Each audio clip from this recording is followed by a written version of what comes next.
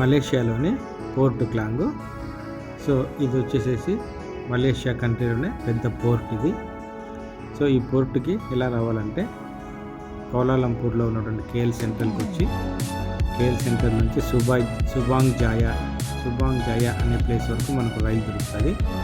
సుబాంగ్ జాయా నుంచి మళ్ళీ మనం బస్సులో రావాల్సి ఉంటుంది. మనకి డైరెక్ట్ పోర్ట్ క్లాంగ్ అంటేనే బస్సెస్ ఉంటాయి. సో అక్కడ దిగి పోర్టుకు చేరుకుంటాము. సో పోర్టు నుంచి మళ్ళీ లోపలికి బోటు ద్వారా 20 రింగిట్లు తీసుకొని అక్కడ మరో ప్లేస్కి తీసుకొని వెళ్తారు. సో రావడానికి పోవడానికి 20 రింగిట్లు. సో అక్కడ లోపల పిలుచుకెళ్ళిన తర్వాత అక్కడ ఒక ప్రదేశము. సో అక్కడ కేవలం అంతా చైనీస్ ఎక్కువగా ఉంటారు. అక్కడ చేపలు పట్టే వాళ్ళు, వాళ్ళ నివాసాలు, నివాస విధానము అంతా కూడా మనం చూడవచ్చు. సో ఇక్కడ మనం డెస్టినేషన్ పాయింట్ చేరుకున్నాము.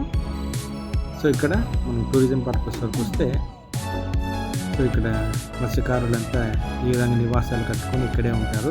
సో ఇక్కడ నుంచే మత్స్య సంపద అంతా కూడా, సీ ఫుడ్ అంతా కూడా పట్టణ ప్రాంతాలకు చేరవేస్తూ ఉంటారు. సో ఇక్కడ వాళ్ళ నివాస విధానం మనం చూడవచ్చు. అలానే ఇక్కడ చైనీస్ వాళ్ళు ఎక్కువగా ఉంటారు. సో చైనీస్ టెంపుల్లో, ఈ పోర్ట్ క్లాంగ్లో చైనీస్ టెంపుల్స్ కూడా ఎక్కువగా మనం చూడవచ్చు. మీరు చూస్తే వెనకాల చూస్తే ఈ పోర్టుకు సంబంధించినటువంటి బోట్స్ అన్నీ కూడా చాలా ఉంటాయి.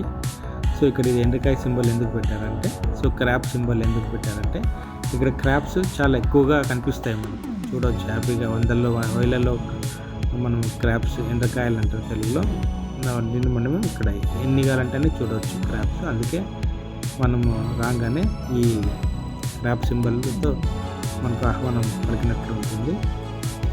ఇది క్రూజర్ లోపల కూర్చోవచ్చు, లేదంటే బయటకైనా వచ్చి మనం జర్నీ చేసుకోవచ్చు పడవలో, క్రూజర్లో. సో పొద్దు నుంచి 5:30 వరకు మనం ఇక్కడ ఉండవచ్చు. 5:30కి లాస్ట్ క్రూజరు, తర్వాత ఇంకా ఉండదు. 5:30 కంటే మనం వెకేట్ చేసి ఈ ప్లేస్ నుంచి మళ్ళీ పోర్ట్ క్లాంగ్కి వచ్చేసేసి మనం ఇంటికి వెళ్ళిపోవాలి.